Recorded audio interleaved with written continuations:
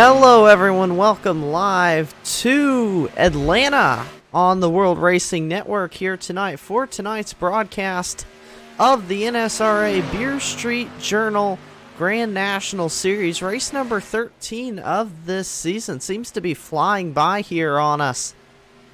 Glad to have you all with me once again here on the World Racing Network this Thursday night. I'm Mitchell Adams and I'm going to be cruising alone up here in the booth tonight for what should be, I think, one of the best races of the season. Of course, we're talking about New Atlanta, the biggest wild card I think we have on the schedule. This is a track drivers really haven't gotten the chance to race before. You talk about veteran drivers who've been around the National Sim Racing Association for a while. Sometimes they have advantages going into tracks you've raced at a lot. This one, not the case. This track just a recent addition to the NASCAR schedule, recent addition to iRacing as well. Of course, Atlanta's been around for a while. This is the repaved version of Atlanta Motor Speedway that debuted this season. Going to give us more of a restrictor plate style feel. These drivers going to be racing door to door, inches apart the entire night. It should make for one heck of a race here. Going on track right now is Philip Scott in the 99 in that World Ninja League Ford, and he sits in a very interesting position in the point standings. Adam Pettit still your points leader in the 17, but Pettit once again not here tonight at Atlanta, and Philip Scott only 16 points back of that points lead, so if Philip can put down a good night here, and that could be a big if here at the New Atlanta, he could be your new points leader coming out of tonight. Of course, you got to look 25 points back of Phillip, as well as the 47 of Mike Floppy Tellier back in the Hello Kitty car this week. He's getting up there in the point standings as well. Nate Mowers up there. So there's a lot of drivers here with the points leader once again not here. Have some big opportunities as we get into the closing stages of the regular season here for the Beer Street Journal Grand National Series. Take a quick look. Only 4 races left after tonight in the regular season. Then we hit playoff racing, so things will get exciting really quick. Ryder out in the chat saying go Phillip, and Phillip is the fastest car in qualifying right now. Christopher Darling, who was up in the booth with me last week at USA International, he's out racing this week, had to go try out New Atlanta, and I can honestly say I cannot blame anyone for wanting to try out this new racetrack. You see him go all the way below that red line there, and that is going to set the fastest lap in qualifying so far for the Max Graphics number 11. Sarah Mars out in the chat saying go Mitchell Adams. Hey, thank you, Sarah. I'm going to use a little pep talk here and there as you see Chris down the back straightaway, loosen it just a little bit. Here's one of my favorites, the Dr. Pepper car. This is the 49 of Bryce Hunter. I will not hide the fact that I think this is the most beautiful car in the field. I love Dr. Pepper, so I have no shame in admitting that I love the 49. Love to see him get up front, and it's my old racing number, so those things never hurt. The 29 of Ira Kohlhaas, though, in the Mountain Dew car goes to second place on the qualifying order, right behind Chris Darling. Tom Lester here put it in third as well. Look for some more drivers out, taking time. This is the 31 of Brock Whited. The other Whited in the field, Trey Whited, was fastest in practice, I believe, here. So look for the Whiteds to have some speed here tonight. We'll see what Brock has on lap number 2. That's 5th place for driver of the number 31 machine. Take a look at Martin Plute here in the number 4. He just went up to 3rd on the speed charts. The 47 of Mike Tellier goes to 2nd on the charts as we have just about a minute and a half left here in qualifying. Adam Pettit out in the chat saying good luck tonight, boys. I'll be back next week. Let's see where we are for the next race. I think we have an off week next week, and then we go to Southern National. That'll be an interesting race. You go USA and Southern National in the span of 2 weeks, or excuse me, 3 races. That's quite a bit of short track racing. I'm not complaining. That's entertaining to watch. Of course, if you missed the Beer Street Journal Star Spangled Bash last week at USA International, They put on quite a race. We got a Beer Street Journal last call, 2-lap shootout. It was one heck of a race last week. I believe, if memory serves, it was Jason Gracias who picked up the win last week. I'm going to go fact check myself. I am correct. Little short-term memory. Gracias, I don't believe in the field here tonight either, though. So that leaves someone else with the door wide open here to come get a race win. Sarah Mars also saying, yeah, Dr. Pepper Car. Also saying Buppus is watching the race as well. Hello to Buppus. Got about 5 seconds left in qualifying here. Then these drivers going to get gridded up for the race, which is what we've been waiting for the last 5 or so minutes here. And I'll take you through your starting order here in just a moment. Let me make sure to flip that over so we're looking at laps, not time. 100 laps here at New Atlanta, and it's going to be the 11 of Chris Darling starting us off on the pole. The 47 of Mike Floppy Tellier starts in the second position. The 4-car Martin Plut's going to start in third. The 29 of Ira Kohlhaas going to roll off in fourth place. In fifth is the 48 of Tom Lester. In sixth place is the 31 driven by Brock Whited. Starting in seventh is the man we're going to keep our eye on because of that point situation I talked about, Philip Scott in the 99. Starting in eighth is the 49 of Bryce Hunter in the Dr. Pepper machine. Then rolling off in ninth is the 14 of Jeff Price. Starting in 10th is the 88 of Noah Owens. And then looking back through the rest of the field, starting in 11th is going to be Steven Lachensky. In 12th will be the 33 of Trey Whited, who I talked about, I believe, being fastest in practice here tonight. Did not take a qualifying time. Then in 13th is the 971 driven by Nate Maurer. In 14th, the 24 machine of Ben Mashburn. In 15th is Justin White in the 2-car. In 16th, Stan Hausman in the Beer Street Journal machine. Back to the regular colors. Had a great looking red, white, and blue car for the Beer Street Journal Star Spangled Bash. Great looking paint scheme. Of course, won the best paint scheme contest at Texas with that car. Starting in 17th is going to be the 77 of Doug Neal. Starting in 18th, Ryan Sizemore in the 8, Then on the last row is the 28, the Pepsi machine of Sam Kohlhaas. And there is the 3 of Jason Shu rounding out your 20-car field here tonight. Should be a good one here. Christopher Darling in the 11. I talked about it. He was up here in the booth with me last week for the Beer Street Journal Star Spangled Bash at USA International. Now he finds himself starting up on the pole for tonight's race. That's got to be a quick turnaround. I say, I've been up here in the booth long enough. I don't think I could just hop down and start on the pole, especially with how competitive these Beer Street Journal Grand National Series drivers are. But Chris Winton did it here. He's got a lot of drivers behind him who are going to look to take it. And like I said, New Atlanta, for those of you who've tuned in a little later, we are at the new one that's going to drive like a plate track. It should be an incredible race. And we're about to go get it underway. Here's the iRacing pace car going to be pulling down pit road, leaving the hands in the field of the flag man to get this race going. 100 laps at Atlanta. Green flag in the air. You see it there, and already some pushing going on here at the front of the pack. Martin Plut got to the bumper of Chris Darling there in the number 11. Gave him a pretty good shot headed there across the start-finish line. You see it there, side by side by side by side. That's something you're going to have to get used to here at this repave of Atlanta. You are going to see side-by-side racing all night long. I'm looking forward to it. I hope all of you out in the chat are as well. Again, we have Dusty Roberts saying, let's go Ira at 29, running up here toward the front of the pack. In fourth at the moment here is Chris Darling going to cross the line to lead lap number 1 in the Max Graphics machine. Of course, Max Graphics is a sponsor of the National Sim Racing Association, so we love to see the sponsors get up and run out front. And Chris has got help from Martin Boot there in the number 4 machine. Those two have been working together on these races for a while. Teammates at Max Graphics Racing. So I'd look for those two to work together very well here.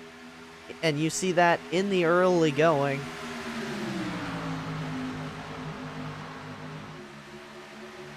We do see a little separation already as well. You see the 9 and the 24 side by side, and then the 33 Trey Whited kind of laying a little bit back. Starting to close that gap now, but you see more drivers like Stan Hausman here in the 39 laying a little bit back. I think it was Nate Maurer. Yes, it is. These drivers leading a group who are hanging a little bit farther back. You see Justin White as well in here. The 77, I believe, Doug Neal.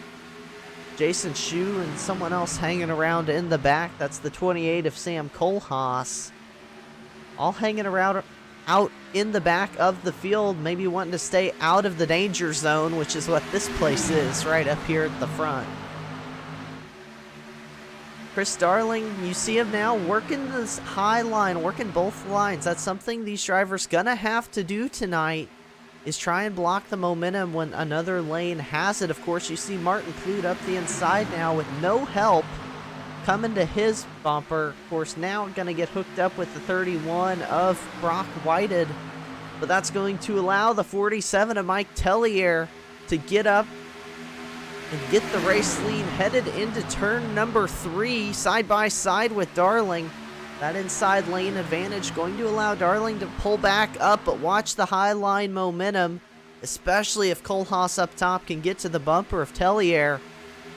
But Darling gets a good push from Clute there down the front straightaway. He'll continue to lead that lap, but this race certainly just getting started up here at the front. And again, you see the 11 go high and block. Oh, he gets turned by the 47 of Mike Tellier. Darling around. Can he keep it out of the infield wall? He does, but Martin Clute not so lucky. You see the 9 of Lechensky. Hard contact into the outside wall. His night probably done.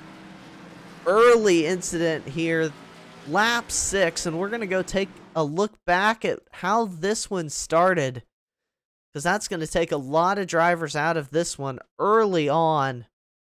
And I think it started with the 11 of Chris Darling.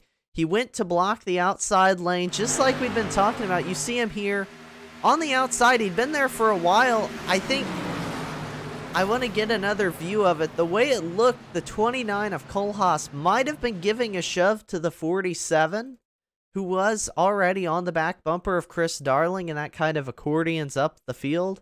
We'll get a better look at it. That might not be the case.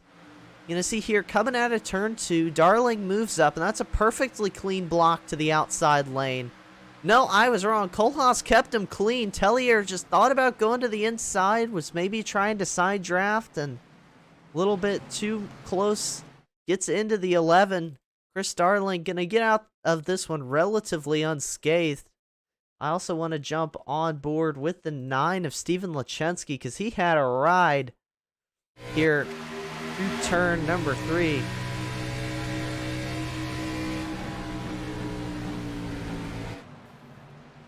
Oh, well, the 9 had some blinking issues, so unfortunately not able to get a good view of that one. Let's dial up another in-car. Let's go to Martin Clute in the number 4 machine. So I think he also had a pretty good view of this one. Here we go. We'll ride on board with the 4 of Martin Clute. You see him up the inside, right behind Darling. Darling moves up to the outside to block. You see Tellier goes down a little bit into Darling, and Clute with nowhere to go. Hard contact into the inside wall. Spun around on the racetrack. I don't know that too many cars got into him. See a bunch of drivers check up there to avoid the wreck, but massive, massive implications for a lot of drivers here early on. Remember, they do not get fast repairs either in this series. So what you see is what you get in terms of racing with damage. You know, still less than 10 laps in. A lot of cars going to be hurt by that one. So it's the 29 of Ira Kohlhaas in the Mountain Dew car, who I mistakenly, again, I apologize to Ira. I said he paused it for a second there. I shouldn't have said that because I hadn't seen the right camera view. That was not the case. He had a good job getting through that incident. Perfectly clean, again, to emphasize. Now he's going to be your race leader with 1 to go until we go back green flag racing. Pace car lights are off. And we're going to have a little bit of a different group up front because of that incident. It is noteworthy. You see the 47 of Tellier back down pit road. Nate Maurer sitting in his pit stall. A lot of drivers, I think, also might have come to top off on fuel. You see Justin White down pit road. So that might be a little mixed bag of both. Steven Lachensky, though, sitting...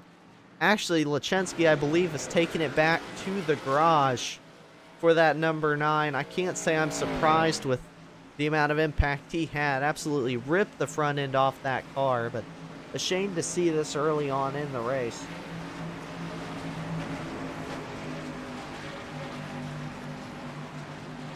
We've had a pretty good chat here tonight. Had a couple people out in the chat. If you've tuned in, let us know you're watching. Who are you rooting for here tonight? And this race is going to be really exciting because really good chance for some underdogs or some dark horses to get up here and almost win the race. I know in real life in the Cup Series we had Corey LaJoie come out of nowhere, almost win his first career race for that Spire Motorsports team. Of course, I do believe they have won once in a rain-shortened race. It's great things to see, great opportunities, and green flag back in the air at Atlanta. We are racing once again, and this time, not such a good start for both lanes. They're going to get single filed out pretty quick to open up this restart. See, the front cars really all single file, and I wonder if maybe they're going to calm it back down after an early wreck. They still have 91 laps to race here in the Atlanta 120. Of course, that isn't stopping the 31 of Brock Whited there from trying to get to the race lead. Doesn't have the help, though. RC Plains wants to know if Tellier got an EOL. That I don't know for sure. I can tell you, though, he's running 16th, just off the lead pack. It's possible he claimed it. I'm not privy to that information myself. But one might think he was toward the back either way you look at it here. Ben Mashburn, another driver we have to look at when we talk about speedway racing. Ben Mashburn, a very good pusher, very smart restrictor plate racer. He's a driver I really expect to have a good run here today at Atlanta. Because again, this track races like a speedway now. It's not like the old Atlanta where drivers are searching all over the racetrack for grip, trying to figure out where the bumps are, on the brakes, off the throttles. A lot less of that, more of the speedway style, full throttle, side by side, inches apart racing, which I am not complaining. Either it can go both ways, but from the broadcaster's perspective, this is awesome for me. Side by side between the Whiteds for the race lead, Trey and Brock. Looking for the race lead, the 99 of Philip Scott. We talk about him. Comes into tonight's second in points with the points leader not here. Philip just looking to put a nice clean run down, and he could walk out of Atlanta as your regular season points leader. It's very possible, but again, a long way to go before the end of this one. The Whited still side by side out in front. The Advance Auto Parts 33 of Trey Whited has the nose in front. You see him now go up to the top and block Brock. That's a little bit of a tongue twister. Block Brock there in the outside lane. Philip Scott, though, with a good run up the inside, pushed by Ben Mashburn. Let's ride on board for a little bit. Chat, who do you all want to go on board with? First person to chime in is who we go on board with here. Do a little ride along with someone. I'll throw it out to you guys.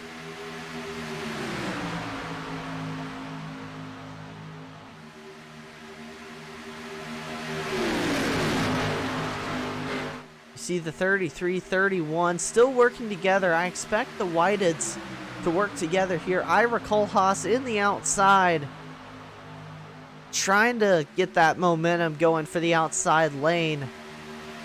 You see the 33 of Trey slide up to block it.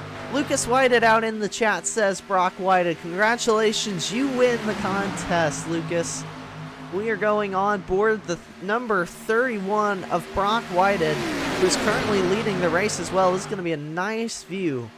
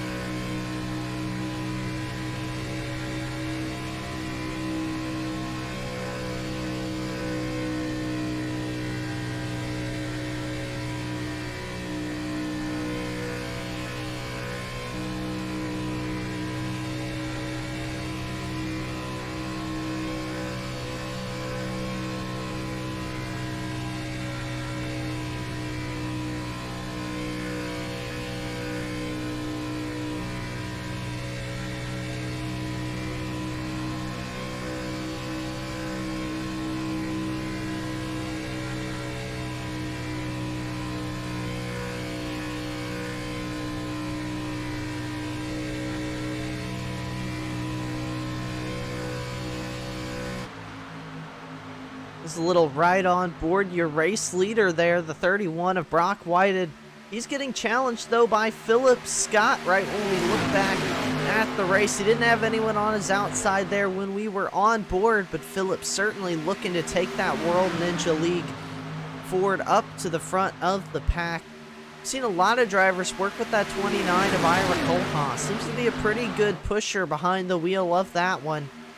Look who's getting back up here, the 47 of Mike Tellier. Got involved in that last wreck, already racing his way back into the top 10. Remember, if we want to look at drivers who come into this race as favorites, I think the two we have to highlight would be the 47 of Mike Tellier, who won Daytona, the season opener, as well as the 33 of Trey Whited, who won Talladega a little bit ago in this season. Those two winners already on plate tracks. You gotta think they come in here a little bit more confident just because they've gotten it done once in this style of racing. But again, Atlanta, or New Atlanta, just unlike anything else. It's like one of those speedways, but it's on a mile and a half, so it is its own completely different beast. These drivers have to tame tonight. Philip Scott now out into the race lead, going to get his first lap lead of the night in that World Ninja League 99, pushed by the 31 of Brock Whited. Not for long though. Brock looking for that move for the race lead there. Going to the outside lane, going to pick up Ira Kohlhaas in the 29. Chris Darling as well involved in that last incident. He's back up inside the top 10. Your pole sitter here tonight, racing his way back up to the third car in the outside lane. And Chris got very lucky, did a great job driving to keep that thing really out of the walls, I think. That 11, I think, pretty clean other than maybe a little crinkle on the left rear. Got a new fresh set of tires, you would assume. Now works his way underneath the 29. That was a really good pass by Chris Darling to get under Ira Kohlhaas. Now second car in the outside lane. Did you see Philip Scott trying to pick and choose up front which car he wants to stay in front of here?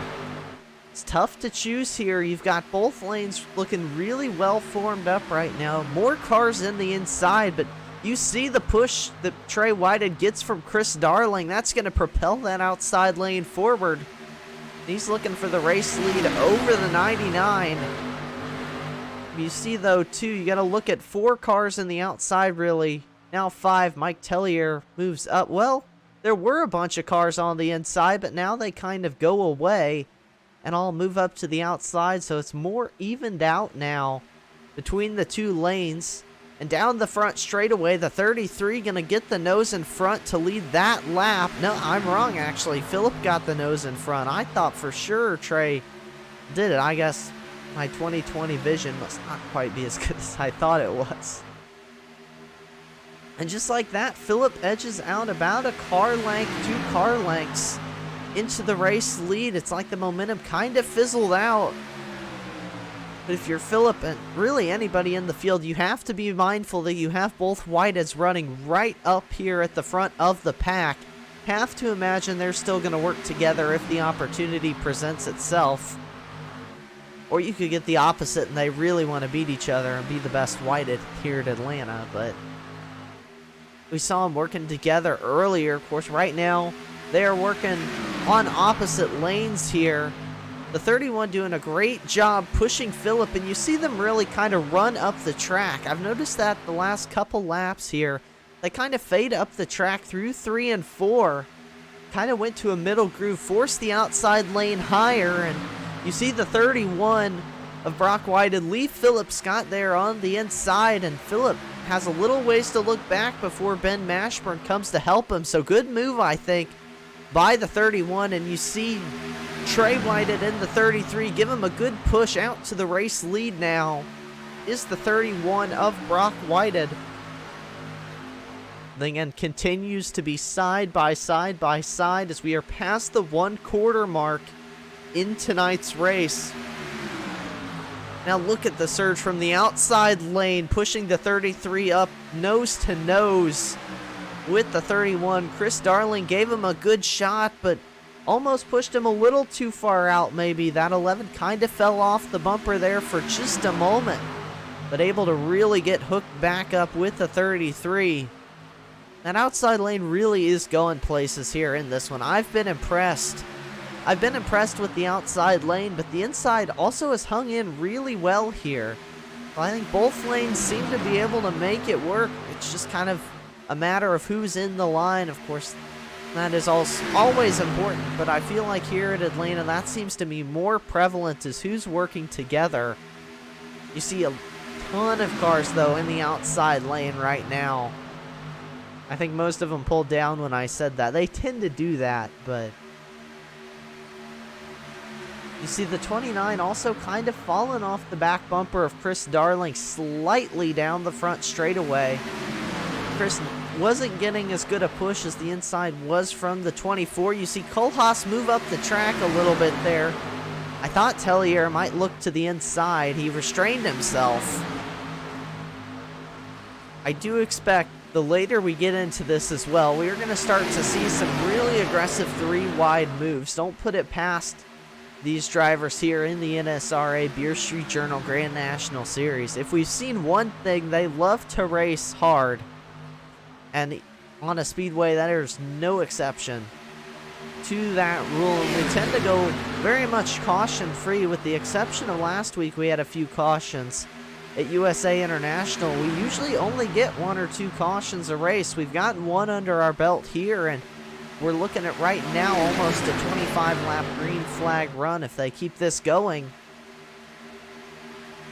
And the 33 continues to work both lanes, just like I kind of keep talking about. Trying to block both lanes, just find where the momentum is and get in front of it. That's the most difficult thing to do in this style of racing. And not having a live spotter, or most drivers don't have a live spotter like the Cup Series, makes that more difficult. I think the 33 actually said he's had enough of that.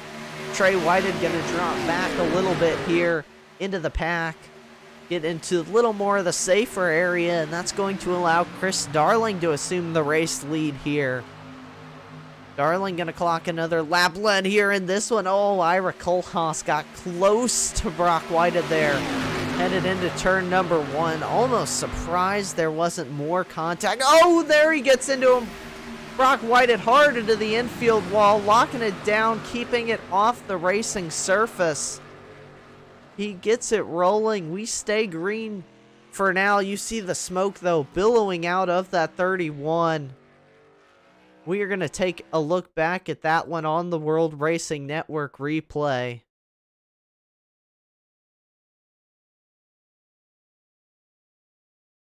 I can't tell. We'll get a look at it here on the replay. I couldn't tell when we were live if the 29 got a hard push from behind that got him loose or if he just turned down.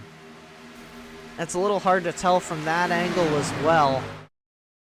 We'll go get another shot. We'll go to the World Racing Network helicopter here that we have flying around Atlanta Motor Speedway.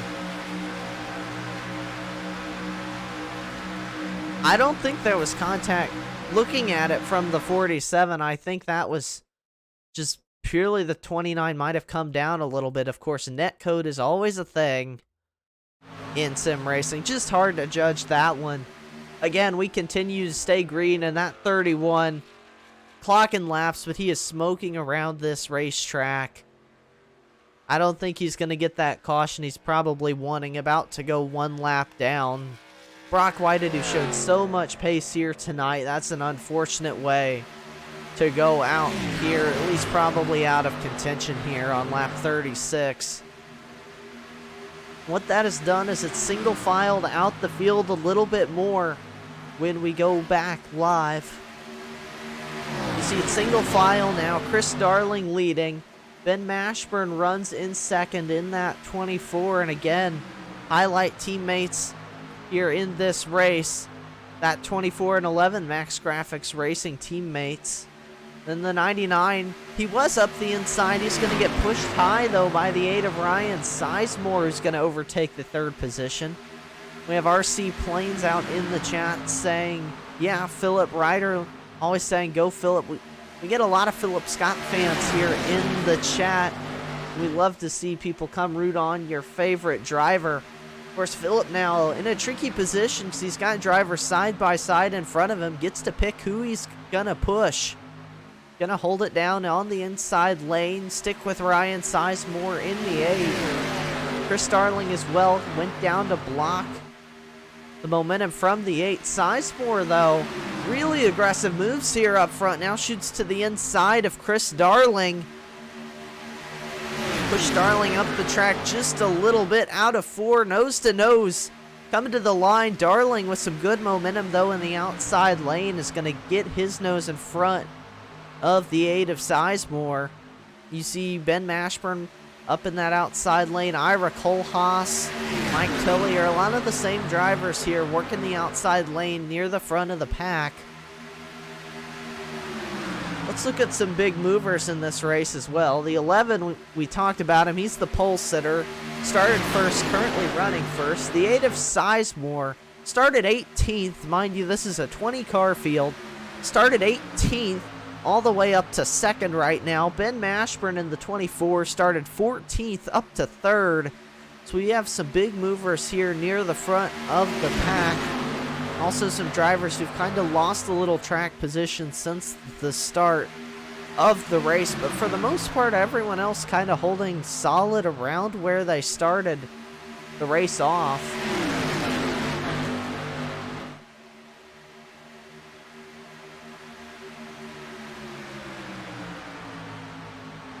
Almost at the halfway point, we have 2 drivers retired, we know, to the garage. Steven Lachensky in the 9 and Martin Plute in the 4.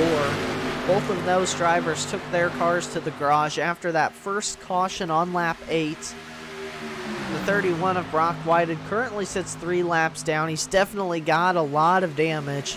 Not showing him in the garage at the moment. I wouldn't be surprised to see that 31 just bring it to the haulers again. Ton of damage there, and we stay green through the incident. Lap 42, looking back out front, side by side. Well, it was side by side for the race lead. Darling edges ahead through the corner, going to move up to block the 8 of Sizemore.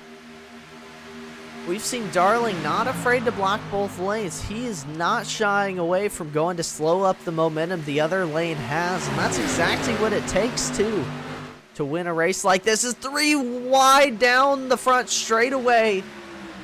The 24 of Ben Mashburn looked like he was getting into the door of that 88 of Noah Owens. I thought for sure they were going to wreck, but great job by those drivers keeping it going straight. Again, we stay green. Haven't talked much about Noah Owens in the 88. He came from 10th to run 4th right now, so up 6 positions from where he started. It's been a good progression for the 88 of Noah Owens. He comes into tonight 9th in points as well. Only has one top 10 on the season, though. It's been just a lot of consistency. Oh, the 24 of Mashburn got loose in the corner. Philip Scott goes around in the 99. Caution flag in the air. Oh, boy. Big implications there in the points. We talked about Philip Scott with a great opportunity here tonight to pick up some points on Adam Pettit, who isn't here.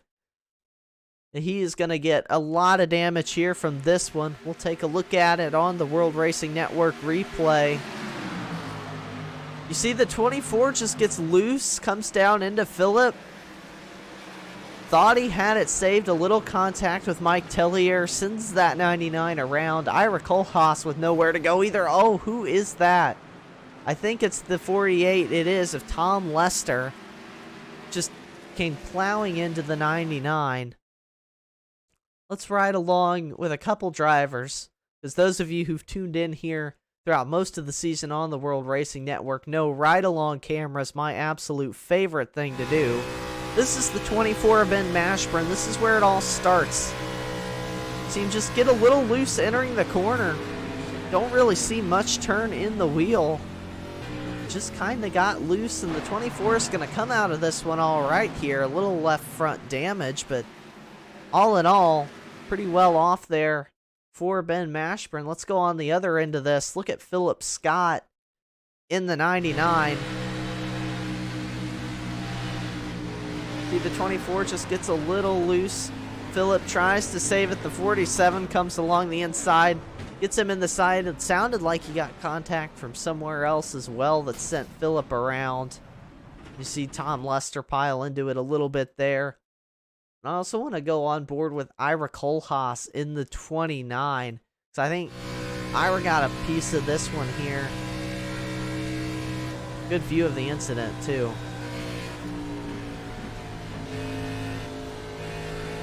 You see Philip Scott just goes up the track. The 29, nowhere to go whatsoever. And the big loser in this one is going to be that 99 of Philip Scott. We'll get a little update on Philip here as we go back live. See him sitting in his pit stall right now. Very torn up. Don't know how much damage exactly that is. We'll see if he can get back out onto the racetrack.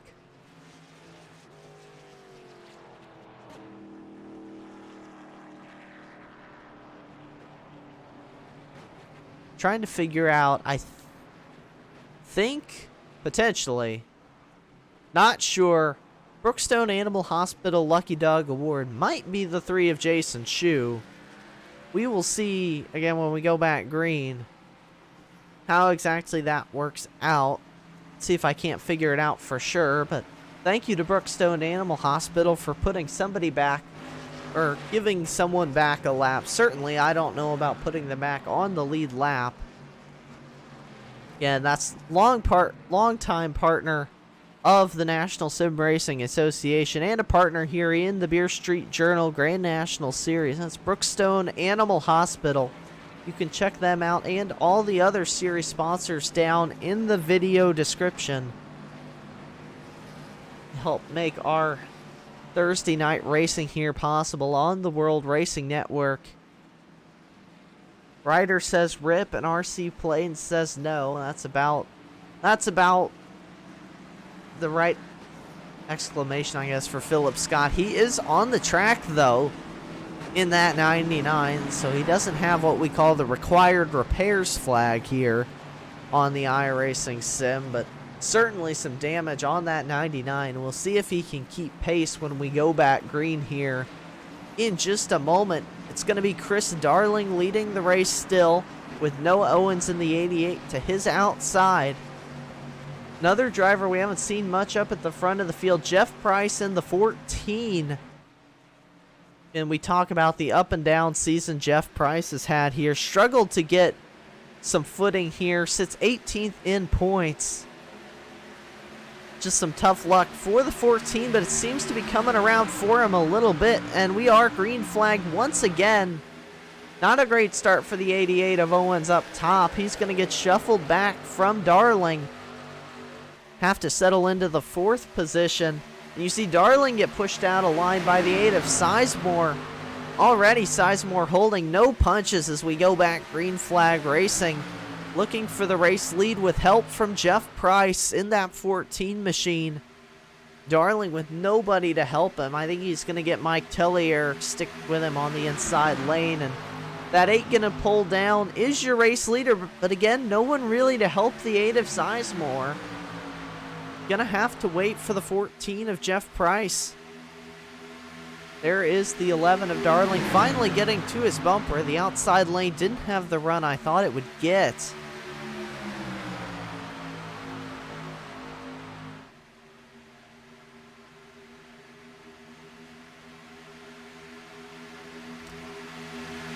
Looking out in the chat, Stay Tuned Sports saying what's up, everyone. Another good Thursday night racing here. Stan says he just blew up. Stan, if you want to come up into the booth, be my guest. Would love to have you join me up here on top of the commentary tower. You see the 48 of Lester. Forgot to mention again, he just kind of plowed into the spinning Philip Scott. A ton of front end damage here.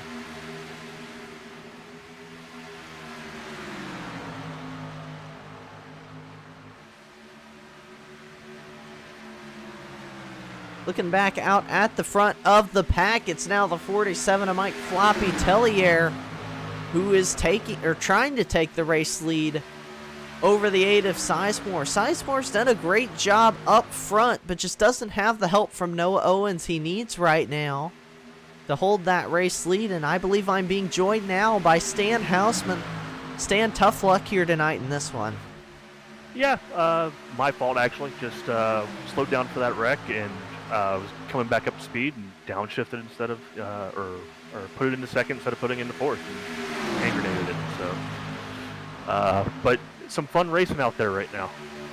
It certainly looked fun from up here in the booth. I know you get a look at it right now. It's really, it seems like side by side is the only way the drivers are wanting to race. And I'll go ahead and share the broadcast screen with you so you know what I'm looking at and we're looking at here on the broadcast. But it's been really aggressive side by side the entire time. Is that kind of what you guys expected coming into tonight's race? A little bit. I think what's going on right now with a lot that was out there, the draft just is different here than it is at Talladega or Daytona because of how you've got a handle on the corners. So you're all of a sudden picking up a wake because you're not just wide open. You're kind of arcing it in, and you're doing a little bit of feathering with the throttle. So it just seemed like all of a sudden you could just get a huge run. You could be a second to almost a second and a half behind somebody and still pick up their draft and draft back up. So it was, I think it's just a different animal we're all kind of getting used to here. Yeah, and that's when I first went live, I talked about you have sim racing veterans and you have people who are newer to sim racing, but this is really a curveball for any driver because it's so new to the simulator. Nobody's really had a ton of time to take practice laps on this track, so everyone's kind of learning here as we go. Definitely, because even in practice, you could hook up with one or two guys, but that really doesn't simulate what it's like in the pack. So it's kind of had to be out there to do it. We were actually kind of getting nervous because we were getting close to a green flag pit stop, and we started thinking to ourselves, you can't treat this like a Daytona or a Talladega. You've got to peel out of the pack and in the banking and get woed up. So it's just a whole different animal. It's a lot of fun. Don't get me wrong. I love the old Atlanta being rough and tires, but the fact that this is a little new, it's a lot of fun out there.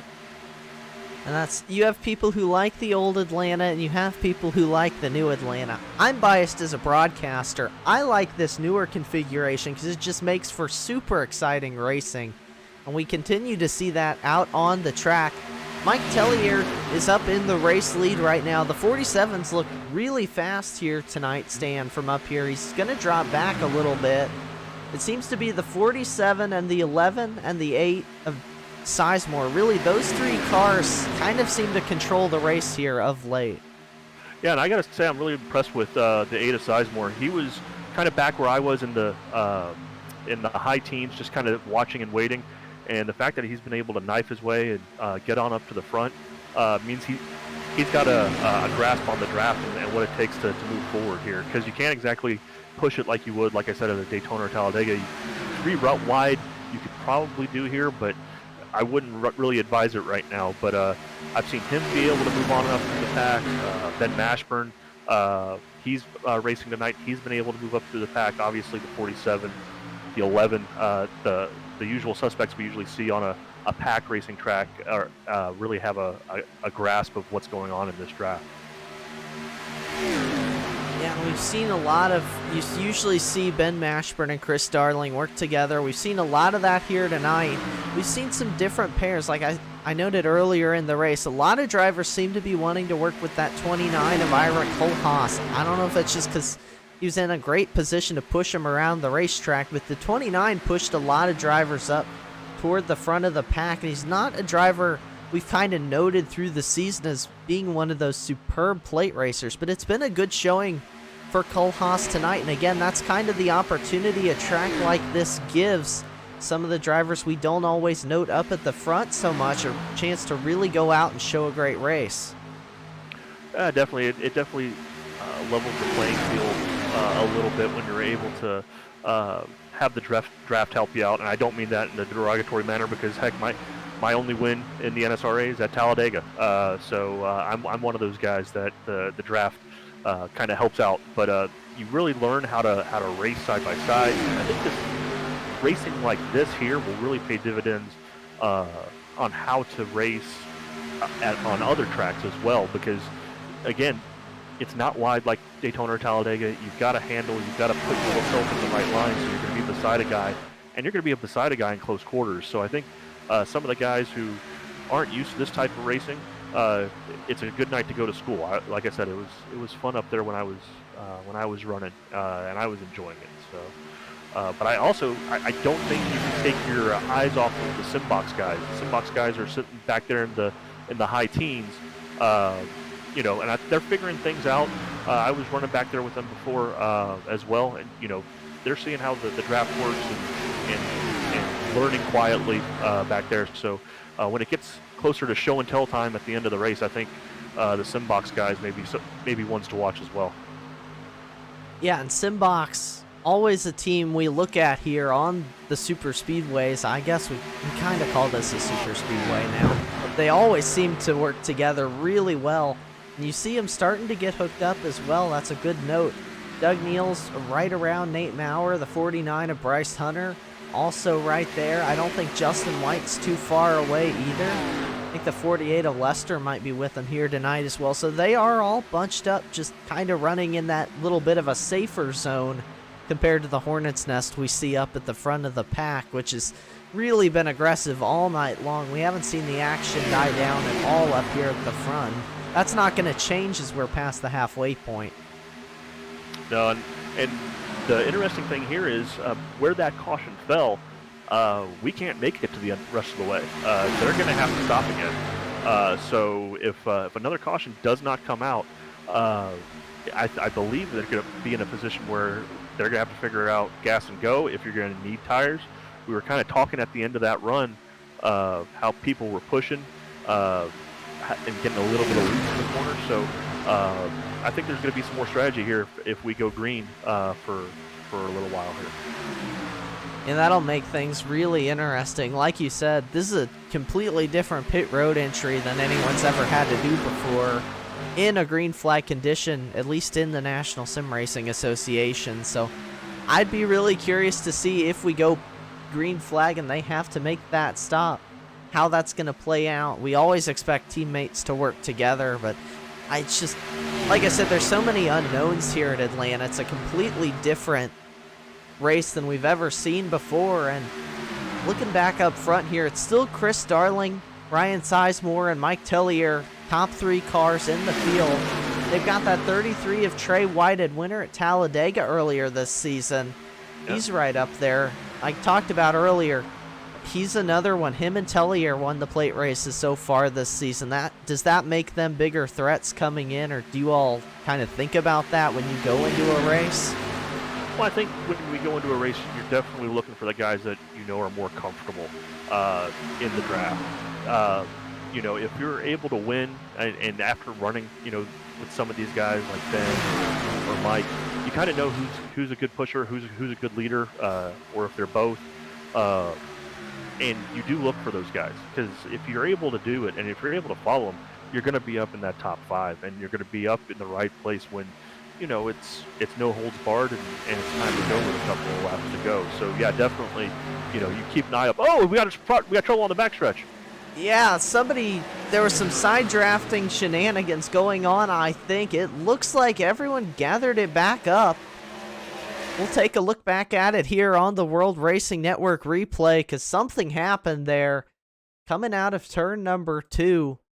We'll get a look here from the World Racing Network blimp. Actually, that's a terrible view. Let's go to our World Racing Network helicopter here. We got a big budget now at the World Racing Network. We have 2 kinds of aircraft here covering Atlanta. Look here at the 8 of Sizemore on the inside lane.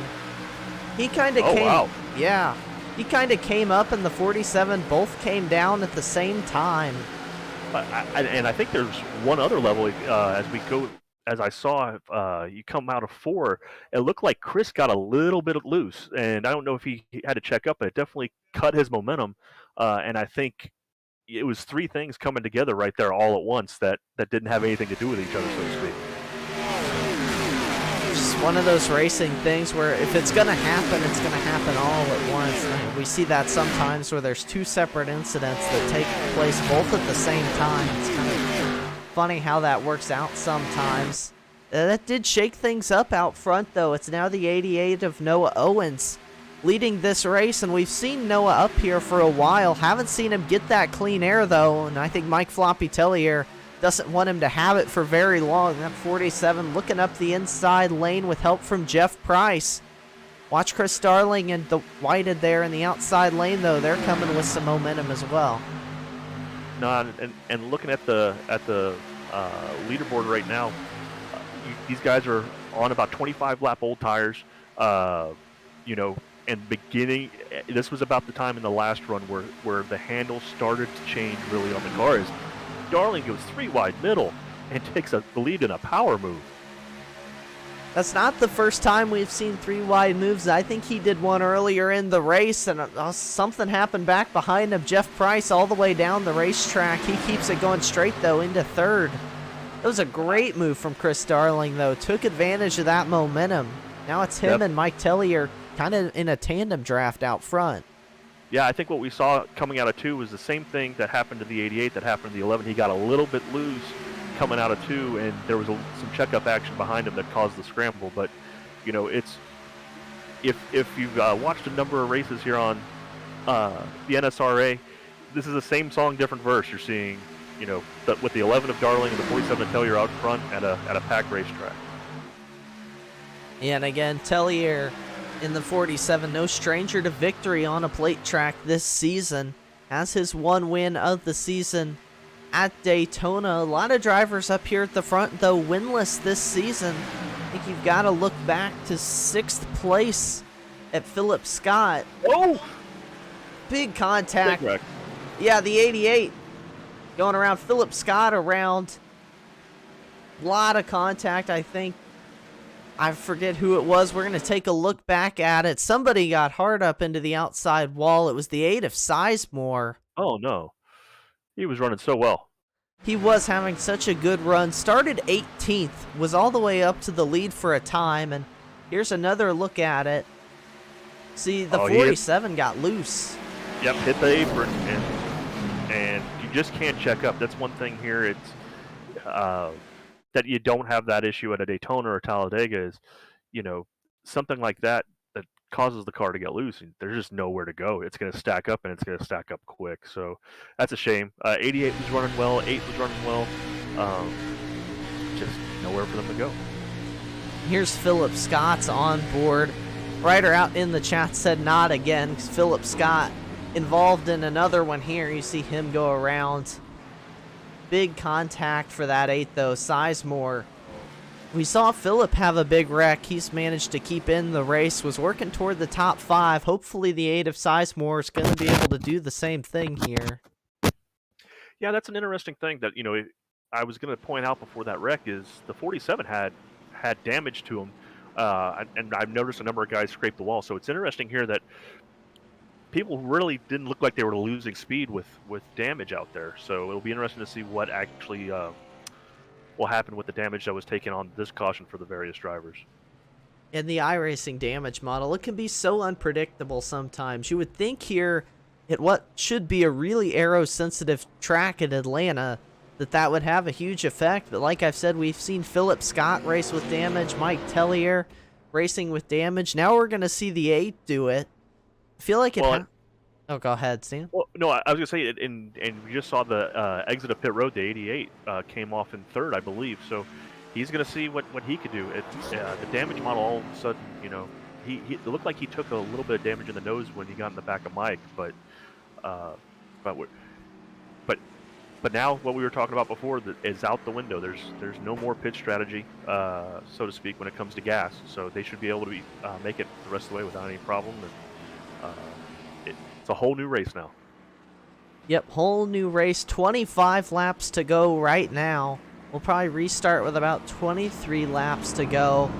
RC Plains out in the chat, I think, said it best, Stan. He said, what a wild race. That's exactly what we've been treated to here tonight.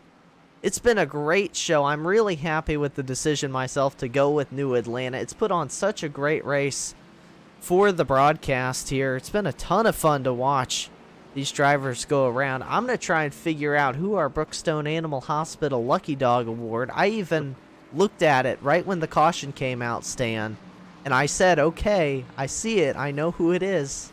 Now we're here, and I don't remember who it is. I need to get my little notepad over here and start actually writing it down, because that's my biggest flaw as a broadcaster is short-term memory. Let's see here. No, there may not have been anyone. The 31 was quite a few laps down, and then it was me, and then Martin, who's already out of the race. So it's a shame the damage for the 8 that happened. It's just he was having a really good race, so hopefully he's able to keep it on the lead lap. And with 25 laps here, as we see the field is shuffled and reshuffled, I don't know how many times in a matter of 20 laps. So if you're out there and you've got full tilt on your engine, so to speak, I think you still are in this race. Look at the 31 of Brock Whited. He's back out on the racetrack 28 laps down. I think we're going to call him our Brookstone Animal Hospital Lucky Dog Award winner. Well, and you don't know. I mean, this might not be the last caution, so if anyone else falls out of the race, those points are big. Yeah, and we've been talking about points with points leader Adam Pettit not here tonight. I've talked about how big a door that opens for drivers like Philip Scott, Nate Maurer, Mike Tellier, who are all right there in the points. Big opportunities tonight. Green flag back in the air at Atlanta. Great start for Darling out front. Jeff Bryce going to follow him right along there. And again, Noah Owens just did not get the greatest restart. Yeah, on this one, and this might be something that, because I had this issue, if you're using the auto clutch, not automatic transmission, but like the auto flip clutch, you can't get up through the gears just as quick. So if you've got to kind of clutch it to kind of get the launch or anything else. It kind of looks like that might be the problem on these restarts. Yeah, that is always true, and that's kind of the case everywhere. It's really slight disadvantage you always get from that, but it does exist, like you said, everywhere, and that could be amplified here at a track where it's so important just to get up speed and get into the draft quick. Justin White pulls down below the apron here. I don't know if he just got squirrely. I don't think he really needed to let anyone by. Of course, he does get lined up with the 48 of Lester. I do believe those two working together in the Simbox camp here tonight. Yeah. Well, I think with the 88, we got our answer. He's able to draft. He's able to keep up with the top 5. So whatever damage he had, it's not going to be holding him back. Yeah, that 88, he is right there. Philip Scott. I mean, Philip has been involved in, to my memory, 3 wrecks here tonight. And he's gotten some pretty significant damage, and he's still up there running in the draft, making time. He runs in the 6th position right now, so Philip still certainly not out of this one. You see the 33, Trey Whited. He's kind of been laying back around the top 5 stand. We saw him get up to the front earlier, but there is damage on the front end that could be hurting him a little bit. And look at, Sam Kohlhaas in the 28. I don't think I've mentioned him much. Sam Kohlhaas got up here into the top 5. Now racing side by side with Noah Owens for 4th. No, it's you're now down under 20 to go. Guys are trying to figure out they figured out what they've had.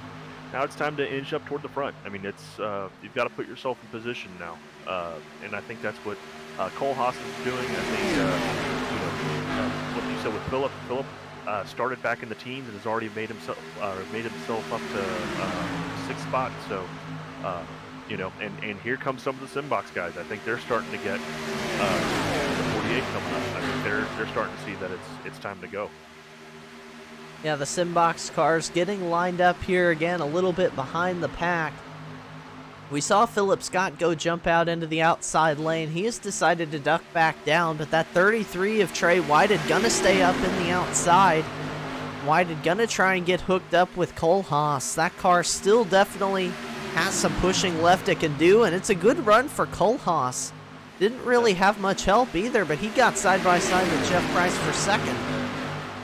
No, and he's slowly inching his way up there. I mean, he's got the momentum. He's doing the right things on the wheel. He's not sawing on it. He's not taking away the momentum that he has on the high side. He may get beside Darling before too long here. He is right on the rear corner panel through the corner, giving him plenty of room there in the inside. And I think I talked about, haven't really mentioned the 28 much, but what has that done for him? He's kept a clean race car, it looks like. Versus you see damage on the 33. I know Darling has some damage there. I think Jeff Price has kept that car clean as well, but there is a benefit to that, especially when you're out in the clean air. We talked about that 33 of Whited not really being able to probably lead a line as well because of his front end damage, but he can work with the 28 who's got a clean car.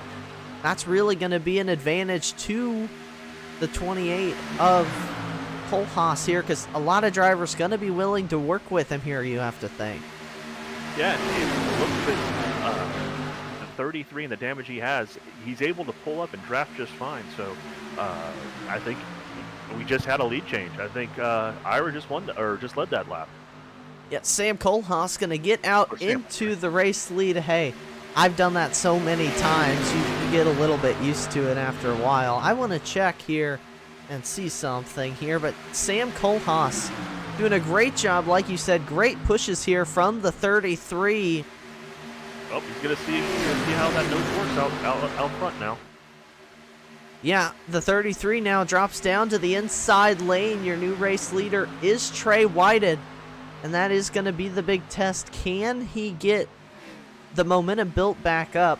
This is not Sam Kohlhaas' first laps led of the season. I was curious of that. He does have a couple led this season, but for the first time here in this race, at least for a second, now you see he's stuck without any help and unfortunately dropping back, long ways back to Philip Scott. But with the field running single file like this, it does kind of give that 33 a little bit more of a chance.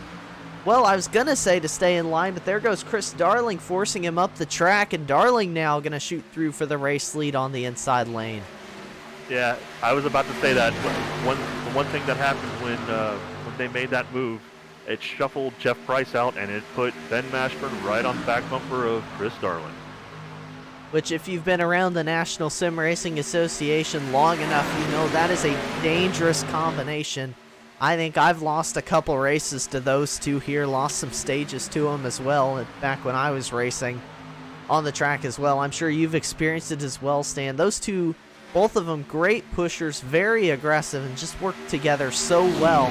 But you see the 33, he continues to go try and get that outside lane started. No one really wants to go with him, but you do see that 49 of Bryce Hunter one of those Simbox cars. He's got the 48, his teammate with him, starting to creep up through the field, but don't see Maurer or Neal really kind of coming with him, or Justin White. They still kind of hanging back just a little bit with 11 laps to go now.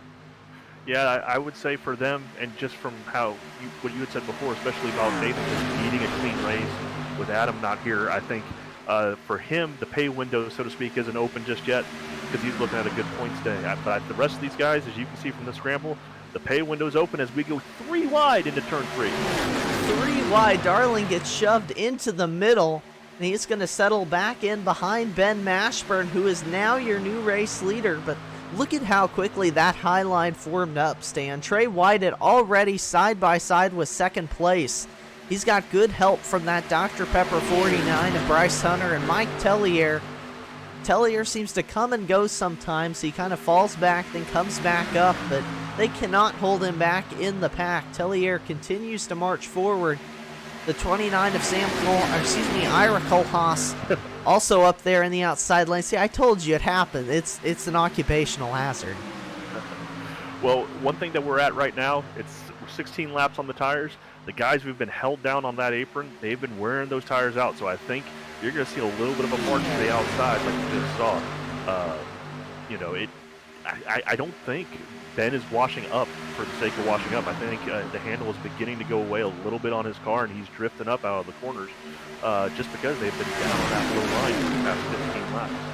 Saw the 33 get into the wall just a little bit through 3 and 4. He keeps it going straight fine, but that's another thing I wouldn't have even thought of. How big is the tire wear here in Atlanta? Because I know at a Daytona or Talladega, it's really not that big, but this is kind of a different animal. It sounds like that is something drivers have to really be conscious of. So when I had 36 laps on my tires, my right front was down to 84%, my right rear was down to 89%. So not tire wear that you would see at the old Atlanta, but more tire wear than you would see at Daytona or Talladega. So if you've got someone on your rear bumper, all of a sudden you're starting to slide a little bit coming out of the corner as Hunter, has headed to the lead. Yeah, and Bryce Hunter, he is in fact getting his first laps led of the season in that Dr. Pepper 49. That was his first lap led in his 2022 campaign, but not going to last for now as Ben Mashburn gets a surge of momentum up high. Of course, they're going to drag race down the front straight away, but Mashburn with the nose at the line, hooked up with Darling and the 33 Trey Whited, going to join him up top. You see the difference. Chris Darling right on Ben Mashburn's bumper. Mike Tellier just leaving a little bit of a room up to Bryce Hunter. That could be the difference maker here that gets Ben Mashburn to the lead, but man, Darling got a little squirrely. He's pushing him so hard. Yeah, I think that's going to be the big thing right here. You're going to see the inside lane get the advantage coming out of the corner, but that outside lane, if they're able to get to the bumper, they're able to get to the corner and get the outside lane across the line first. So it's going to be interesting to see how things shake up, especially as we're getting down toward the end here. 5 laps to go at Atlanta here. It's do or die time right now for these drivers. They've been trying to position themselves the whole race, and now it's time to go try and get that win. Right now it's the side-by-side battle between Ben Mashburn and Bryce Hunter. And Bryce Hunter just got his first laps led. Wouldn't that be a way to get first career win in the NSRA, to do it in what has been an action-packed race at Atlanta? But that's a lot easier said than done. So you have a lot of NSRA veterans around him. No, and to take a look, Justin has made his way on up into the number 2 car. He was hanging out back all day long. He's made his way up to the low line with his teammate. And look at the 33 of Trey Whited shoved Darling out of line. That got Mashburn unhooked up with Darling, and look at the 24 just drop back through the field now. Stuck side by side with third. Darling coming back up to help. Jeff Price right in tow with him, but that really hurt the push from the outside lane. Kohlhaas goes around, though, back in the pack. Doug Neal involved. Noah Owens. Big wreck. Philip Scott again. Oh, my. And I believe Nate Maurer as well. Man, that was a huge wreck. It started just off camera. We'll go back and take a look at it. Here, Ira Kohlhaas in the 29. That's kind of where the whole thing started. We'll go back and take a look here. See, Noah Owens went high. I think Kohlhaas just didn't quite know he was there. Went up the track just a little bit. Look at Doug Neal just pounded the inside wall. We got to take another look back at that. Yeah, and unfortunately, Nate did a great job avoiding the wreck, but right there at the end, him and the 88 got together, so hopefully his damage isn't too much.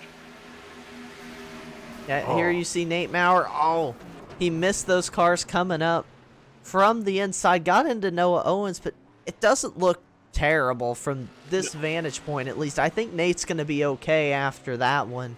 Unlike other drivers like Philip Scott, Doug Neal, those cars look to be ready for the garage. Yeah, but poor Philip Scott. I mean, he's hit everything but the lottery tonight, and it really hasn't been his fault. It's been kind of the doing that of others have done. And a shame for the 88. 88 was running well, too. It looked like he was maybe trying to pick up a little bit of a side draft off the 29, and away they went on the backstretch. I don't know if it was a little bit of netcode or what, but he was having a good day, too. It's always good to see these guys who we don't talk about a lot up in the top 10 and running hard. So it's a shame that he's smoking it on pit road right now. Yeah, and that's, you want to see everyone get to the end. You spent almost 100 laps here going around this racetrack, and now you've got to sit in the garage. It's not a really fun way to end the night. But, I mean, we talk about drivers who have not been up here at the front very much. Bryce Hunter in the 49 is your race leader. 1 top 5, 4 top 10s all season. So he has had some success, but it just kind of hasn't had the consistency to nail it down. But, man, tonight, that Simbox 49 showing a ton of speed here in the late going. Just timed it right. And look who's behind him as well, a teammate in the 2 of Justin White. Yep. They made their march to the front at the right time. I really, obviously from what just happened and the timing of it, you don't know that there's a wreck like that's about to happen. But they were able to go from the penthouse from the outhouse to the penthouse, so to speak. But I think we're gonna get down here and have a green-white checker type finish. It'll be interesting to see how things shake out. Again, this isn't Daytona or Talladega where you can go 3 wide, so you are where you are with the line. So it'll be interesting to see how aggressive they are and how some of these drivers will, or if any of these drivers will just kind of take their medicine and stay in line and just push the guy in front of them. It'll be curious to see because you do have those drivers out here looking for some good points. I think that Mike Tellier is one of those. Let me check. Yeah, Mike Tellier, 3rd in the standings right now, so he could use a really good points day here. And with every other driver he's racing right now in points, either wrecked out or not here tonight, I mean, this is a great opportunity. The 33 also up there toward the top of the points. He's 5th, a ways behind him, but a good points day could really go and help. Same thing, Justin White in 6th. These drivers have a great opportunity to get some great points, but they got to survive a Beer Street Journal last call, and there's no saying how that's going to go. No, and I'm looking at the talented guy, Ben Mashburn, there, second on the top row. He's a wild card, part-time driver, so it'll be interesting to see what he does as we're coming to the green flag. Part-time, doesn't have to worry about points, just has to worry about winning the race there in that 24, and that's definitely an advantage. Coming to the green flag, restarting attempt number 1 at the Beer Street Journal last call, and we are underway. Great start for Bryce Hunter, looking for his first career win in that 49 with his teammate Justin White right behind him in the 2. Watch the 47 though. Tellier kind of laying back. I bet he uses this momentum. Oh, yes. They should have a run on the backstretch. It'll be interesting to see if they're going to try to block it. They stay low here. At least the 2 of Justin White does. Those 2 teammates not really hooked up super well either. That's 3 drivers in the outside lane. Got really hooked up well. Oh, the taking 3 wide down the front straightaway. White flag in the air. And Bryce Hunter doesn't know what to do in his rear view mirror, trying to get win number 1, but watch Justin White in the outside, and that aggressive Trey Whited in the 33. Yeah, you see Bryce, he stays on the low side. He's not going up to block his teammate, so that's going to be a simbox finish right here as we come into turn 4. Oh, they're wrecking behind him, but we're going to keep it on this drag race to the line. Whited looks up the inside. Bryce Hunter, though, is going to come across the line and pick up his first career win in the NSRA Beer Street Journal Grand National Series. Congratulations to Bryce Hunter. Drove a great race here tonight.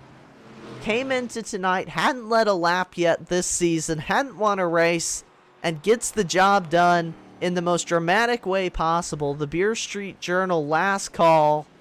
And what a last lap it was, Stan. They were wrecking through turn 3. Drag race to the line. What a finish we got treated to here tonight. No, and you got to give it to Bryce there. I mean, he restarted there with the lead and was able to hold it for the last 2 laps, while second, third, fourth, and fifth changed hands several times on the last 2 laps. So he was able to hold off a number of attempts of guys trying to get by him. He didn't know if it was going to be the 2 trying or the 33, but hats off to Bryce on his first win. Yeah, big congratulations to him. Your top 5 here tonight as well. Bryce Hunter, Justin White, and Trey Whited we'll get to talk to in some post-race interviews. Also, though, Chris Darling and Jeff Price coming home in the top 5. Up and down night for Chris Darling, to say the least, but going to be able to walk out of the race with a top 5. Not a bad way to go out. And we'll pick up Bryce Hunter to do some burnouts, and I'll go ahead and line up some post-race interviews for you all here on the World Racing Network. But again, huge congratulations, Bryce Hunter. This is just such a good field, Stan. I know you racing the field every week. Super talented drivers, and no easy feat to come out of here with a win. No, and definitely for where we were at this racetrack, and it wasn't like, yeah, we were missing Adam Pettit, but at the same point, we had a full field of drivers, 20 cars, and they were all there at the end of the race. I think it was 16 cars on the lead lap, and they were going for it there at the end. So, big congrats to him. Hopefully, he burns this one on down. I'm from Atlanta, so I was hoping to be in that position tonight, but I'm glad we have a first time winner tonight. Yeah, it's definitely what you would like to see. Good story here, and it's time for some post-race interviews on the World Racing Network. Let's start things off with third place, Trey White and Mitchell and Stan up in the booth. You got a copy? Yeah, I got you. It was a nail-biter of a finish. Went to the Beer Street Journal last call. You made some aggressive moves there on the restart. Thought maybe you'd have a shot at it, but just not quite enough momentum coming toward the line.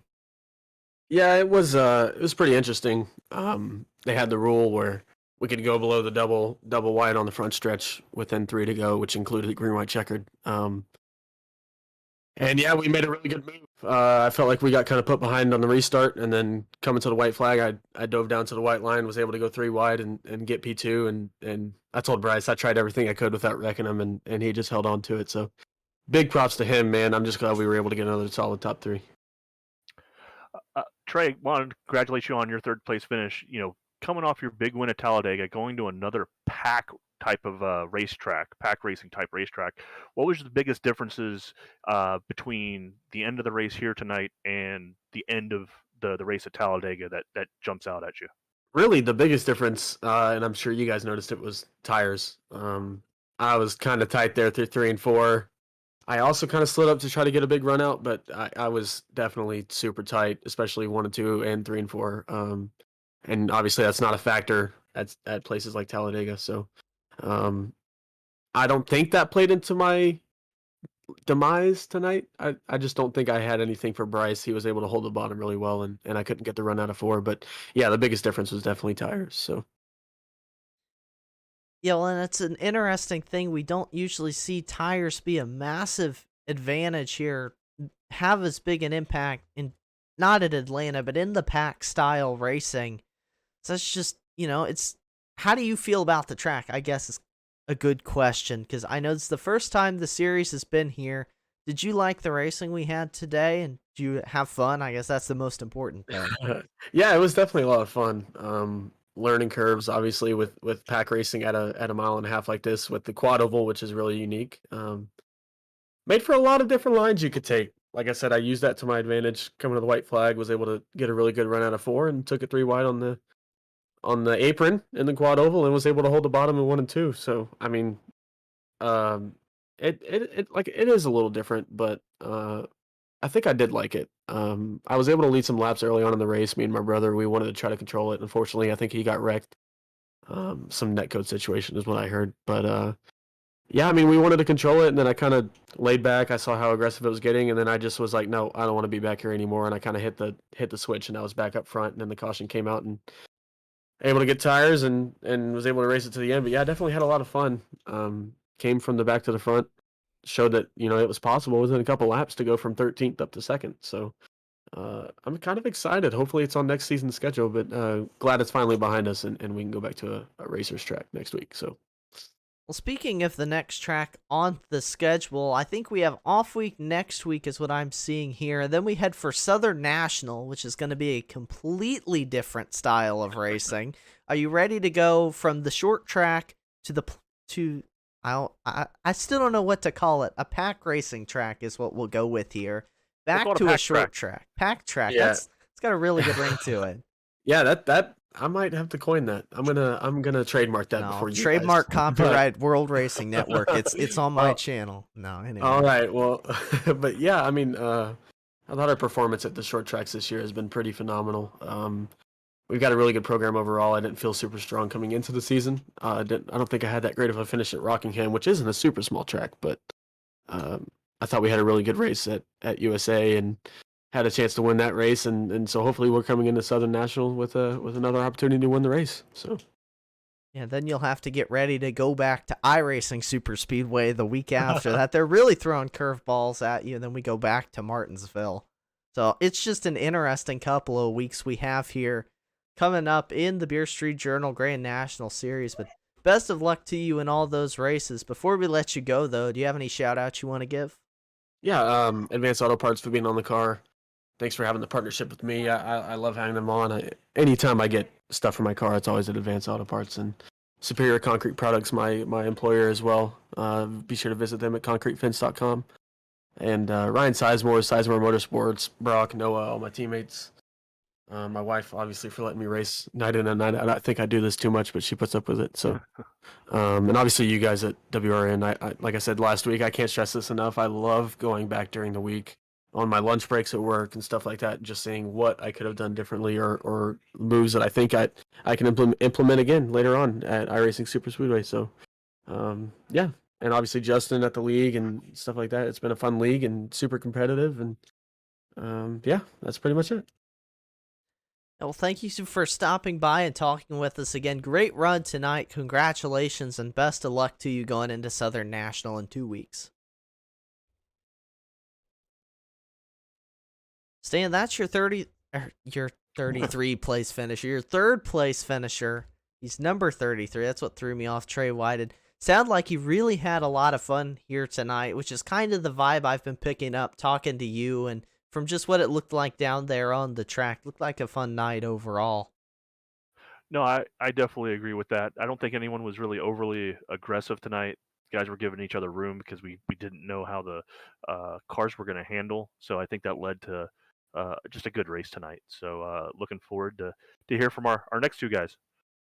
Yeah, it looked like a great race from up here. We'll see what Justin White has to say about tonight's race. Justin, man, you all put on one heck of a show. Thought maybe you could pick it up, but Bryce just had a little edge coming to the line there. But great finish and great race from all of you all here tonight.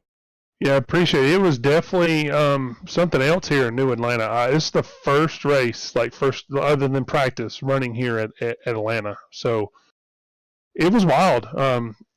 Tire wear actually came into play a little bit. It was wearing out right front out quite a bit. As the track got warmer, because this is a morning session, so as the track got warmer, I could tell the cars were getting more loose or squirrely. They were getting tighter as the run goes. You could watch guys drift up a lane or two. So it was definitely interesting because wear was playing a factor. I figured it'd just be like Talladega, Daytona, where wear didn't make that much of a difference. Just keep it glued to the bumper of the car in front and keep on rolling. But this hybrid track is definitely fun to drive. I had just as much fun here as I would driving old Atlanta. When you mentioned this being your first race here, this is something I asked Stan about here earlier too, is that you're a veteran of the National Sim Racing Association, but this track is just so new that no one really has much experience here to lean on. How long did it take you, if at all, to kind of get comfortable with the racetrack here being so new and different? I'd probably say 50 laps after getting that full run of fuel through it and tires. That kind of gave you the better idea of how the track was going to race overall. Once everybody started to single file out, I knew that if you got a big enough run and you could squeeze in, it was possible to kind of move up, but track position was always going to be key here. So it's like I said, it's new track, new atmosphere, especially for driving. It's not just pedal down all the time. I mean, you're letting out the throttles going in the corners. You're really coasting it through, then back to the throttle, trying to manage runs, manage where people are pulling up beside you. So, like I said, first full fuel run is how long it took to kind of get that underneath. Kind of getting a little bit of experience. Hopefully in the next 2 or 3 years, it'll, as we run here more, you'll start to see a little bit closer, tighter racing towards the end. But like I said, super speedways. Flip a coin, see who comes out on top. Justin, quick question from me. Stan, I joined him up in the booth after I hand grenaded the engine. We were hanging around in about the same place. So we typically run in pack racing, similar races. We kind of let things materialize, hang out in the back. How did you make it on up? Because I was looking there at that last restart, and I said, "Look at this! You restarted fifth, third on the inside. How did you find your way back up from the teens up to there? And what was it tougher than you thought? Was it just kind of an easy drive on up?" When they single filed out, I kind of started managing the running outside, trying to run high in 3 and 4, get a huge run off the front stretch, and then once you got clear of that car, pull down in front of them if you could. Just trying to use the side draft back and forth. Try not to get too close, but just close enough to where you can get a little bit extra draft to kind of keep your speed up. And then of course there was a few damaged cars, so I was able to weave my way through. Biggest thing was getting through on the high side and then ducking down to the bottom as quickly as possible, and then getting that momentum built back up, kind of get things settled out, get out high again, use the draft of the guys in in the second lane to pull yourself back up there, and then as soon as you hear the spotter clear down low, you ducked it right back down low instantly, and that gains you another spot. And that's best way of being able to get back up there is to do that right there, is kind of bob and weave your way through. Good deal. Well, it was a heck of a run for you guys, and you put on a heck of a show coming there to the finish. Obviously, Bryce being your teammate, and y'all got split up there. You were up on the high side. What was it going to take to make the high side work on that last lap? I was going to need 2 or 3 cars easily, and because I can manage the side draft pretty close, and I feel pretty comfortable around Bryce and Trey there, so I could sneak down and get a little bit of a side draft off of them and keep that momentum where I'd be door to door with them. And when you come off the corner, the high side's going to have more momentum, and if I had another car behind me, I think. If Mike would have been tucked up there, I think we probably would have been nose to nose right there with Bryce there at the start-finish line. Well, it was a great race for you here tonight, Justin. Before we let you go, though, do you have any shout-outs you want to give? Yeah, I want to thank all of my helpers and admins there here in the NSRA for helping me coordinate, put things together, keep things rolling here. Definitely big help to keep the league sponsored and running. It's a huge help. Huge shout out to Beer Street Journal. None of this would be possible without those guys coming on board. The Star Spangled Bash last week created a lot of talk, a lot of social media. I've seen some social media things kind of come out with it a little bit. That was got the drivers driving harder for the prizes that Beer Street Journal handed out. So I was highly grateful and thankful for those guys. I appreciate all my teammates, Nate, Doug, Bryce, for working with me and giving strategy all day. Appreciate grinds on board help me quit chewing tobacco. That's a big thing for me. Not wanting to be. If you guys are looking to quit chewing tobacco, grinds, coffee pouches is your go-to to help you kick that habit. And I highly suggest that you do, because in the long run, it does not work out being hooked on that stuff. So, and then of course, appreciate you, Mitchell, for putting on, and Stan for hopping in the booth for putting on the broadcast. I know that's not an easy job to do, and all the things you have to coordinate. So that's, appreciate that. Yeah, well, thank you for the shout out, and thank you for stopping by and chatting with us again. Great run here tonight. Congratulations, and best of luck to you moving forward in the season. Yes, sir. After 2 weeks, we will see you guys. I think where are we at? We're at Southern National. Southern National, another short track. So I can't wait for that. It's going to be fun. You'll see some beat and bang, bumpers falling off. It's going to be a blast. Yeah, I was looking at our schedule too, kind of joking about it. We went from USA to here at the plate-ish track. What did we call it, Stan? I know we trademarked it. Pack track. Pack track. That's the There short-term you go. memory I talk about. We go from USA short track, pack track in Atlanta, back to a short track, to iRacing Super Speedway, to Martinsville. It's kind of a lot of variety we're about to get here in the next couple of weeks. Yes, sir. And then to a mile track after that. So definitely going to be interesting. And then we start to chase. So it's going to be tight coming down to the end of the chase here. I encourage you guys to stay tuned and pick your favorite driver, because it's definitely going to get wild those last eight or nine races of the season. Absolutely, and we'll keep bringing them to you right here Thursday night on the World Racing Network. But again, Justin, thank you for stopping by, and it was a fun interview. I love talking about the schedule and things. That's super fun. Probably the viewers probably don't really care. That's fun for me. I get to have a little fun here up in the booth. 10-4. Appreciate you guys. Thank you. Thank you, Justin. That was Justin White, your second place finisher, but now I think it's the interview we've all kind of been waiting for here. First time race winner, Bryce Hunter. First off, congratulations on your first career win in the NSRA. Just take us through that Beer Street Journal last call and what was going through your mind. Man, I knew I was kind of grateful for that last caution right there, because Tellier was all over me, and starting to make a little bit of mistakes, and so I was grateful that caution came out, allowed me to breathe and regain. And I was basically in that caution was talking to Justin behind me and figuring out what to do on that restart and stuff like that. And he told me, just let him know when I want to hit the throttle and go. And we did. We stuck together until about turn 1 and 2. And honestly, I looked up in my rearview mirror and saw he was on the high side, and I was like, this is not good. And then the 33 took him 3 wide. I think it was on the restart of the 1 to go, but she took him 3 wide and put the 33 behind me. And I know he's been aggressive all race. And man, coming to that going on the backstretch, coming out of 2, I knew I pulled a little bit of a gap on them, so I was to sit and duck at that point.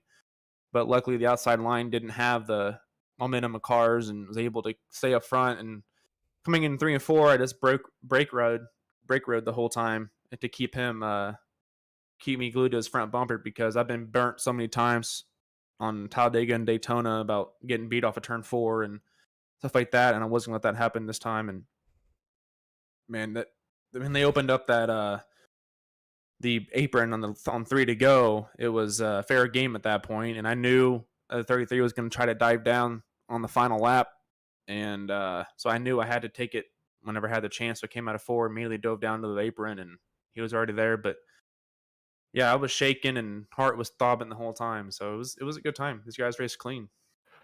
Bryce, I know the strategy for you the first 2/3 of the race, because I was racing back there with you, was just kind of biding your time, letting things develop in front.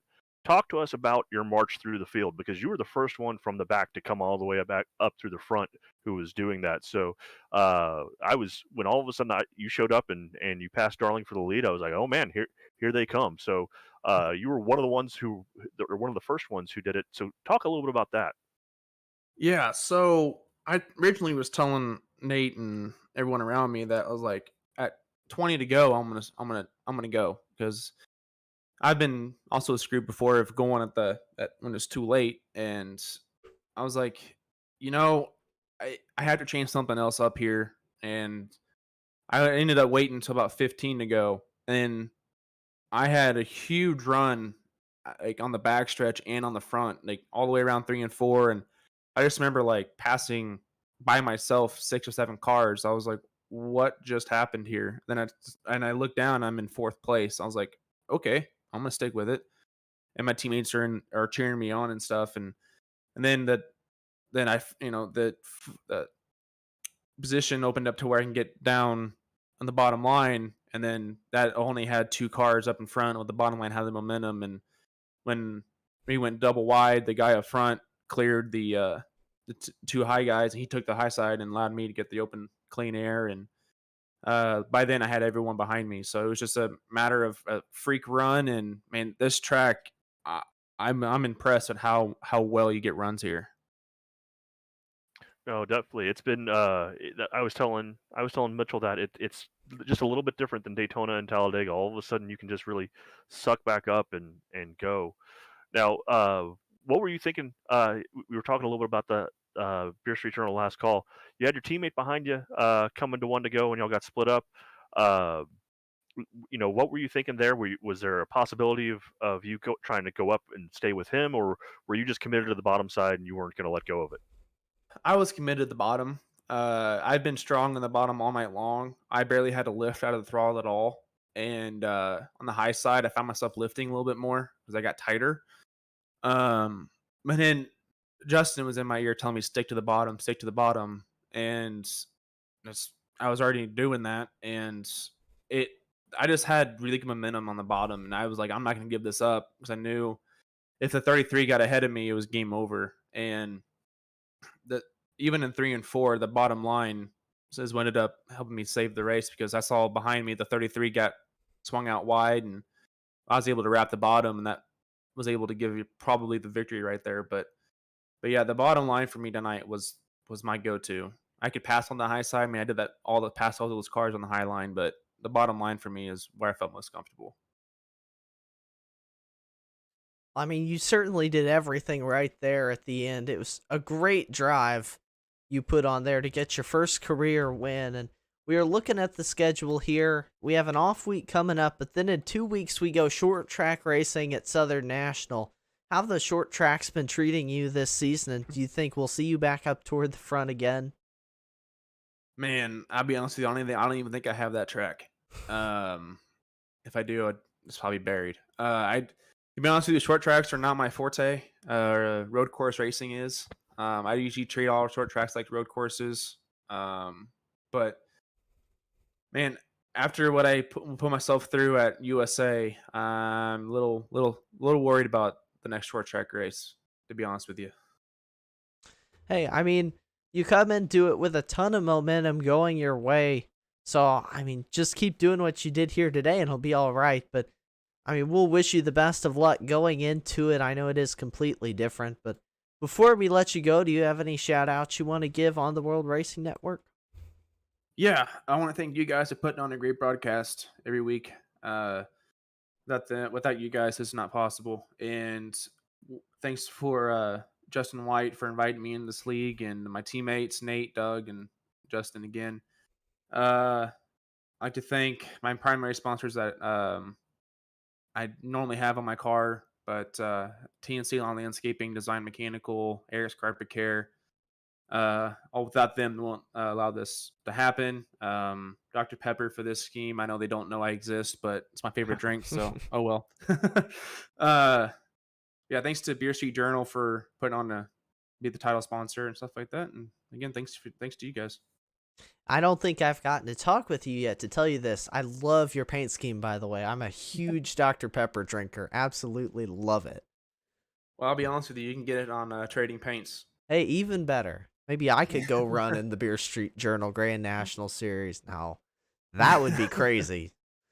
No, Yeah, I just happened to search Dr. Pepper card, and this was on there, so I was like, all right, but it's my favorite drink too. So there you go. That's the way to do it. The shameless Dr. Pepper plug here. We all love it here in the booth.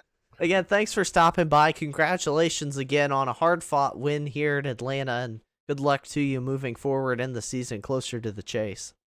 I appreciate it. Thank you, guys.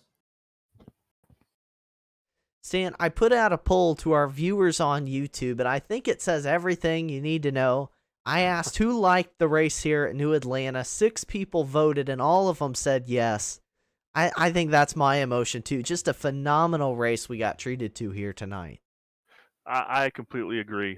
There's nothing wrong with the old Atlanta, but this new Atlanta, it's a completely different racetrack from the banking, it being a little bit more narrow, the way the draft works. It's the only thing that's the same about this track is the zip code. But it really was a fun night. You didn't have a lot of follow the leader. Had a lot of position changes, moving between lanes. I think we've only seen the tip of the iceberg when it comes to this new racetrack. I agree. I think there's a lot of good racing left to have here at Atlanta. I agree. Hopefully, I know someone said it. Hopefully, we get to see this back, wink, wink, on the schedule next season. It'll be a ton of fun. Of course, if you're looking for more great racing, tomorrow night over on 3 Wide TV, the National Sim Racing Association Stay Tuned Sports Podcast Truck Series. It's the Daytona Road Course now, isn't it, Stan? Yeah, we're going to the Daytona Road Course. We were teed up for the Chicago Road Course, but just with the setup and things along those lines, we figured it'd be better to move it to Daytona right now and have a cleaner road course race. But if I'm not mistaken, when we come back from break, the trucks will be here at the new Atlanta. See here. We showed you how good the race is going to be. Now they're going to come. That'd be an awesome race again. That'll be over on our friends at 3 Wide TV. You can check them out on YouTube as well. In terms of the action here, we told you already, but we'll go through it again. Off week next Thursday, so no Thursday night racing next week, but then we will return with only 4 races left until the chase. This is the point in the season where things are going to really start to pick up, Stan. I know you're one of the drivers. Do you start to feel that pressure as we get closer and closer to the playoffs? I think you do. I mean, naturally, you want to be in it. I mean, if you're not in it, you're still going to race and you're going to want to try to run well for the win. But you want to be one of those chase drivers. It's a badge of honor, and just to be one of the top 10 in the field. And I think that's pretty important. So yeah, I completely agree with that sentiment. And we also can't talk about what we have coming up without thanking all the sponsors who make it possible here on the World Racing Network for us to show you these Beer Street Journal Grand National Series races. Of course, Beer Street Journal, the title sponsor of the series. Stan, I know you work with them. We could not do any of this without Beer Street Journal support, so big thank you to them. Also, Max Graphics, Stay Tuned Sports, Simbox, Brookstone Animal Hospital for that Brookstone Animal Hospital Lucky Dog Award, which I'll also pop up on the screen. Oh, it got overlapped by the series logo. There we go, that's better. Gave a couple of those away here tonight. Also have Taz Racing Customs, J&R Craftwork, and Eclipse Photography, who again put out some great pictures of these races on the NSRA's social media. All of that, including NSRA social media, is linked down in the video description. So go give those sponsors in the series some love if you enjoyed the race here tonight. Stan, I know you work with the sponsors and you help on that end with the NSRA. Could not do this without their support. Oh, you really couldn't. And it's a great group from top to bottom. I'm a partial to Beer Street Journal, but whether it's Stay Tuned Sports on the Friday nights, 5 Star for the Wednesday nights, Simbox, Taz Racing Customs, all those sponsors, Eclipse Photography, really their participation is what makes this league work, and we really do appreciate their efforts because we have a great broadcast with guys like you to show off what we're doing.